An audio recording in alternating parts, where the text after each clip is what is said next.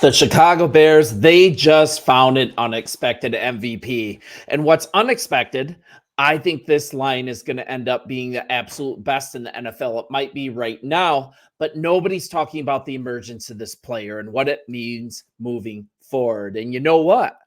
So many times the value of a player, it doesn't show up in the stat sheet. Many times, the most valuable player is the one who's the anchor, the one who opens up opportunities for teammates. And that's exactly who nose tackle Andrew Billings is. So far this year, he's the one taking on double teams. And in many ways, he's driving the defensive identity of this ball club. He sets the tone. And on a team with tons of defensive stars, Andrew Billings, he might be the MVP. And on top of that, the box score, excuse me, it's starting to even show that as well. And on a team where the defense is going to have to carry the water for the first few games of the season, I'd say even the first third of the season, what a value he is. And he just doesn't get recognized for it. And on the Bernstein and Holmes show on Tuesday, Bears linebacker TJ Edwards, he explained why Billings is such an important part of their defense. And I'm going to pull this story up. You guys check this out if you would. It's on odyssey.com. And it just really talks a lot about who this guy actually is. To hear from TJ, he's always been dominant.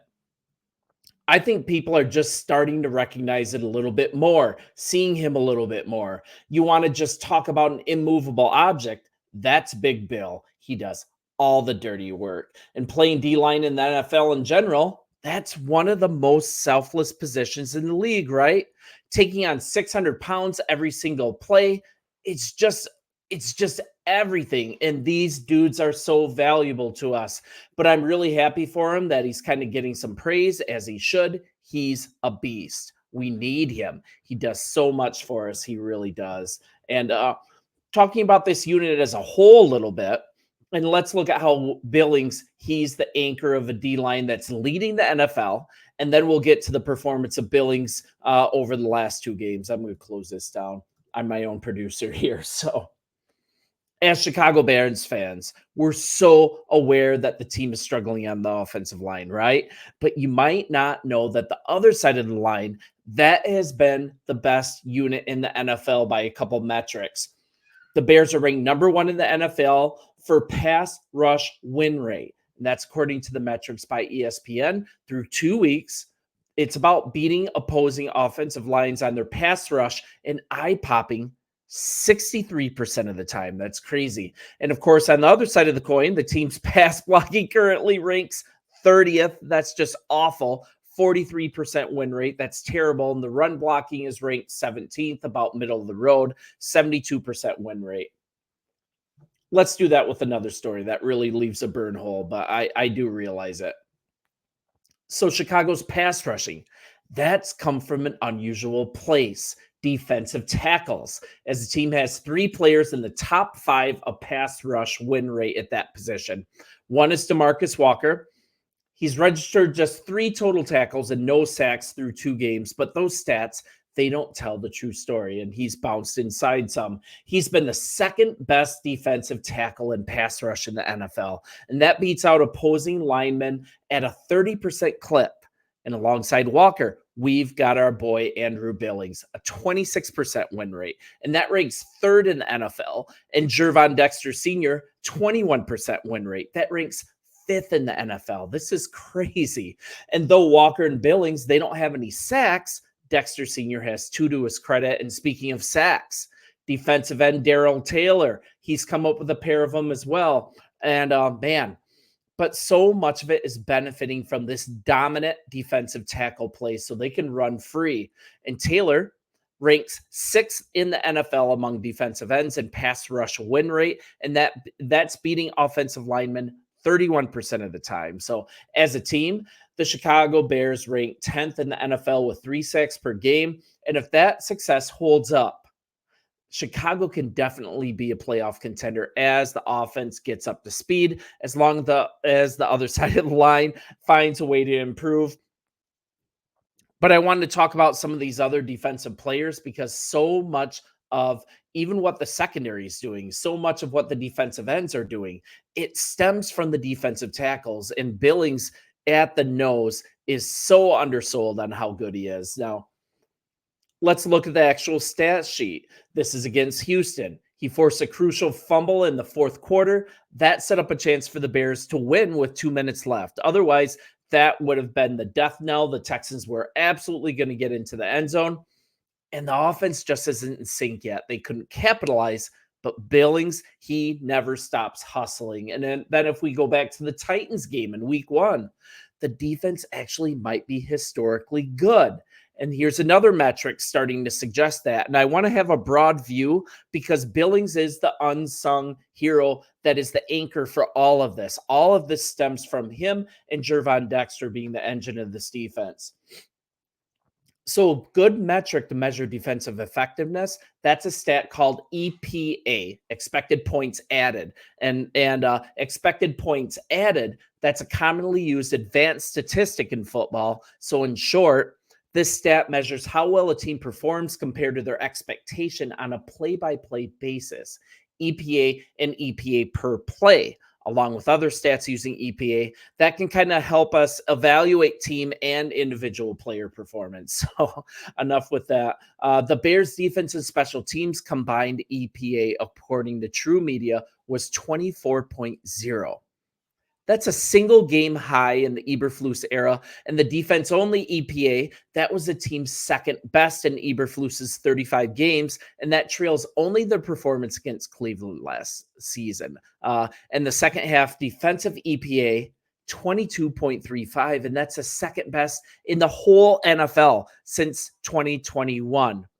So after halftime, for example, the Titans, they had 10 carries for 25 yards. Will Levis, he ranked 32nd out of 32 quarterbacks in week 1 with a minus 1.92 EPA when facing a blitz. And he had only a 26.2 passer rating in the second half. So if you hear from Coach Flus, he not only singled out TJ Edwards, Darrell Taylor, DeMarcus Walker, Tyreek Stevenson, but if you actually rewatch the game and keep your eye on defensive tackle Andrew Billings, he was absolutely outstanding and drove a lot of what was happening in the second half. And they even put him in at defensive end for a snap. But from the interior, he just absolutely was in the backfield the whole game. And Kevin Fishbane said it best on Twitter after the week 1 contest. Man, Andrew Billings was everywhere for the Bears on Sunday. What a find he's been for the defensive line. The guy's just been a stud. He's been a great find for Poles. I know we'll improve the D-line next offseason in the draft, but I really would prefer Billings staying in a heavy rotation when we do. And remember how valuable Hicks was. Remember his time on the defensive line. Billings is almost replacing the work that Hicks used to do for that defensive line, and that is filling huge shoes. You guys know that as Chicago Bears fans. He's just underrated great. So he had 4 pressures, the second most in his career against Tennessee. He had a run stop for 1 yard, 2 quarterback hits, and a tackle for a loss. And that's while finishing second to Walker in snaps for the defensive line. I mean, the stat sheet is starting to show how good Billings actually is, and it's time that he got props. So if you're looking at the Bears getting that kind of production from someone like Billings, not one of the stars, such a positive sign. And for the defense to be that dominant without even getting huge stats out of Montez Sweat, so encouraging. And let's look at what he did last year and how it was wise for the Bears to give him an in-season extension, and that doesn't happen very often. So stats don't tell the whole story, but I'm going to share them. 27 tackles, 3 tackles for a loss, 23 pressures, 2 quarterback hits. That's in 27 starts. And man, we're looking at his biggest contribution last year was turning around the run defense in a huge way. The Bears had the second worst run defense in the whole NFL the season before, allowing an average 157.3 rushing stats per game. And that this last season, they allowed just 86.4 yards per game. And that ranked first in the entire league. And sure, Montez Sweat, he added a bunch of pass rushing chops, but Billings was the main reason behind that. And the Bears re-signed him in November to a 2-year extension in the middle of the year. They didn't want to risk letting him go. And just kind of close, he was even a menace during training camp. I mean, he was so valuable even in preparation for the season. Hard to miss him when he's on the field. He was actually even harder to miss when he was yelling at the offensive line, and he's known for doing this, disrupting the offense without even having to break through center Coleman Shelton or guards Ryan Bates or Tevin Jenkins. And when the team was getting set, the defensive tackle just kept yelling, "Move," to the offensive lineman. And that created false starts, pre-snap penalties, have just still plagued the Bears offense so far this year. I can't say that Billings doing that in practice really fixed the issue, but he's certainly just a leader on the team, and he's certainly a character, and it's just a really good guy to have with us. And so much to be said about the coaching staff on the defensive side as well. Looking at these EPAs, looking at their adjustments during halftime. I will talk about that later in the week, but man, he just provided an unexpected pass rush for the Tennessee game. And man, what a good guy to have on this line. And you guys let me know what you think in the comments. Like, as always, I'm sure you will. Bear down. And I can't wait for this game against Indianapolis. I think the Bears are going to crush. And these woes that we're talking about over the last couple of weeks, they're going to really be remedied over the next few weeks. I think this offensive line is still going to come together. Yes, hold me accountable on that, and we'll just move on. You guys, I'll talk to you soon. Bear down, and we'll see you.